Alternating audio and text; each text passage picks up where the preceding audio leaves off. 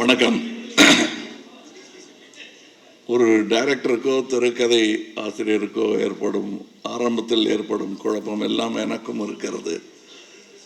எங்கேருந்து ஆரம்பிக்கிறது? இந்த கதையை நாங்கள் சந்திச்சதை பற்றி ஆரம்பிக்கிறதா, முதல்ல எங்கே பார்த்ததுன்னு நினைக்கிறதா? எனக்கு தெரியவே தெரியாது. ஒரு பாவலர் பிரதர்ஸ்ன்னு தெரியும். நான் அமர் தான் இளையராஜான்னு நினச்சிட்டு இருந்தேன். ஒரு ஃபங்க்ஷனுக்கு போகிறோம். அங்கே இளையராஜா அப்படின்னா இவர் எந்திரிக்காமல் உட்காந்துட்டு இருக்காரு. வேற யாரோ நடந்து வராங்க. அவ்வளோதான் தெரியும் எனக்கு. அதற்கு பிறகு சார் நான் இந்த மாதிரி மியூசிக்கு ரசிகன் ஆரம்பித்து அது கொஞ்ச நாளில் அண்ணன் ஆகி ஐயான் ஆகி அது இப்போ எல்லாரும் நினச்சிட்டு இருக்காங்க குணாவுக்கும் அபிராமிக்கும் ஒரு காதல் பாட்டு போட்டு கொடுத்துருக்காருன்னு. இல்லை, அது எங்களுடைய காதல் பாட்டு. என் கண்மணிக்கு நான் எழுதிய கடிதம் சேமிச்சிட்டார் அவர். அற்புதமான விஷயம். எனக்கு டைரக்டருடைய இதை பார்க்கும்போது பெரிய பிரம்மாண்டமான வேலையும் தான். அந்த இளையராஜா அவர்கள் எனக்கு பாடும்போது ஒரு சந்நியாச மந்திரம் பாட வேண்டிய ஒன்றும் அப்படின்னாரு. பாடலில் ஒரு பெரிய கிளாஸ் எனக்கு கிடைத்தது. அந்த கவனம் பண்ணுறது, எஸ்பிபி குரலில் இருந்தால் நல்லா இருக்குமான்னு ட்ரை பண்ணுறது, அதெல்லாம் பண்ணாதீங்க. உங்களுக்குள்ள ஒன்று இருக்கு, அது கிடைச்சா போதும் அப்படின்னு சொன்னாங்க. அந்த மாதிரி ஈஸியாக இருக்கணுங்கிறது தான் அவரே உங்களுக்கு கொடுக்க போகிறாரு அந்த அட்வைஸை. அதை நானும் சொல்லுகிறேன். ஈஸி. நிறைய பேர் அதைத்தான் தனுஷன் சொன்னார், இந்த ப்ரெஷர் 1000 வரும், பட் நீங்கள் எப்படி அவரை பார்க்குறீங்களோ அப்படி எழுதுங்க. ஏன்னா எடுக்கணும்னு எடுத்தா 8 பார்ட் எடுக்கலாம். பிடிக்காதவர்கள் ஆனால் எப்படி எடுத்தாலும் அந்த இசை மேதைங்கிறவர் தனித்து நிற்பார். பிடிக்காதவங்க சொன்னா கூட இதை மறக்க முடியாதுல்ல. அவர் 6 அடியெல்லாம் கிடையாதுங்கன்னு ஆரம்பிப்பாங்க பிடிக்காதவங்க. ஆமாம், ஆனால் 1 அடி பாட்டு கேட்டால் போதும். அந்த மாதிரி நாங்கள் இப்போ கூட பேசிகிட்டு இருந்தோம்.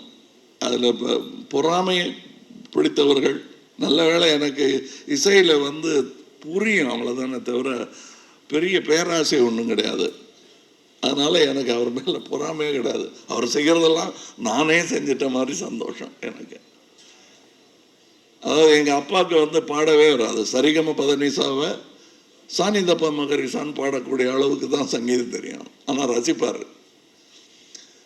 அவரை தான் நாங்கள்லாம் பாடணும், இப்படி எனக்கு வரல உனக்கு வரணும், வருது உனக்கு கற்றுக்க அப்படின்னு சொன்ன மாதிரி எங்கள் அப்பாவுடைய நிலையிலிருந்து தான் நான் இவரை பார்க்குறேன். நான் எனக்கு வராதெல்லாம் இவருக்கு வருது. அதைத்தான் பாரதி ராஜா சொன்னார்.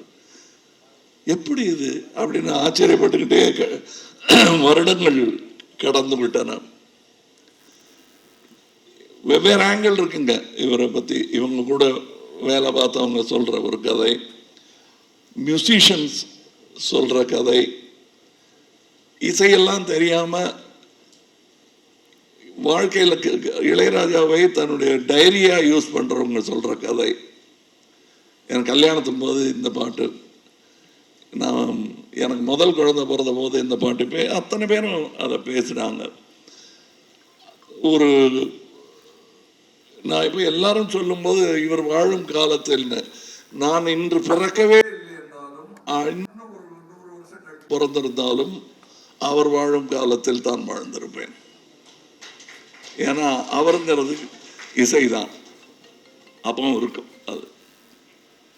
அதுக்கு ஒரு உதாரணம் சொல்லணும்னா, நானும் அவரும் ரசிக்கும் ஒரு அமேடியஸ் மோசார்ட் என்ற படத்தில் ஒரு வைவோதிக மியூசிஷியன் ஒருத்தர் இருந்திருப்பார். யாரும் இப்போ அந்த காலத்தில் பெரிய ஆளுங்க அவர் அப்படின்னு சொல்லி அவர் உட்காந்துருப்பார். அவர் மனநிலை சரியில்லாமல் உட்காந்துருப்பார்.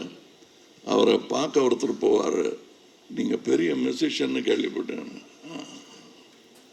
நான் பெரிய மியூசிக்கெல்லாம் போட்டிருக்கேங்க, கம்போசர் அப்படின்ட்டு வாசிப்பார். இது நான் போட்டது அப்படியா, கேட்டது இல்லையா, இல்லைங்க, இன்னொன்று பார்த்துக்கிறேன், இன்னொன்று வாசிப்பார், ரொம்ப நல்லா இருக்குங்க, கேட்டிருக்கீங்களான்னு, இல்லை அப்படின்னு கொஞ்ச நாளை மறைச்சிட்டு இன்னொன்று வாசிப்பார், கூடவே சேர்ந்து பாடுவார்.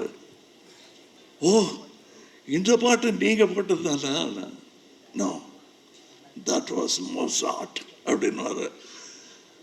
அது இன்னொருத்தனுடைய பொறாமை அதில் கொந்தளிக்க அங்கேருந்து ஆரம்பிக்கும் படம். தட் இஸ் இளையராஜான்னு சொல்றதுக்கு 1000 மியூசிஷியன்ஸ் இருக்குங்க. அந்த மாதிரி எனக்கு இப்போ நான் தான் சொன்னேன், சாயங்காலம் ஒரு ஃபங்க்ஷன் இருக்கு, எல்லாரும் மனம் விட்டு பேசினான்னா நீங்கள் நேரம் இங்கேருந்து அங்கே தான் வர வேண்டியிருக்கும் அப்படின்னு சொன்னேன். Once again to the director நான் சொல்றது, உங்கள் பார்வையில் உங்களுக்கு சொல்லணும்னு தோன்ற அந்த நிஜத்தை சொல்லுங்கள். ப்ரெஷர் எடுத்துக்காதீங்க. ஏன்னா இந்த படம் இசைஞானி இளையராஜாவை பற்றிய படம் மட்டும் இல்லை, பாரத் ரத்னா இளையராஜாவை பற்றிய படம். இது வாழ்த்துல டிமாண்ட், எங்களுடைய டிமாண்ட். இதுலேயே கொஞ்சம் பாஷையெல்லாம் கம்மியாக இருக்குது, தமிழ், தெலுங்கு, மலையாளம், கன்னடா, ஹிந்தின்னு. இன்னும் இந்தியாவிலேயே இன்னும் நிறைய பாஷை இருக்குது. அத்தனையும் சேர்த்து அவையிலெல்லாம் இந்த கூட்டிகிட்டு போவார் இவர். இப்போ சொன்னார் இல்லையா தனுஷ், எனக்கு வழி நடத்தும்னு. உங்களை அவர் இசை வழி நடத்தி ரோடு போட்டு கொடுத்துரும் உங்களுக்கு. எல்லா ஊருக்கும் போகலாம், போக வேண்டும். நான் எனக்கு பொறாமையே கிடையாது.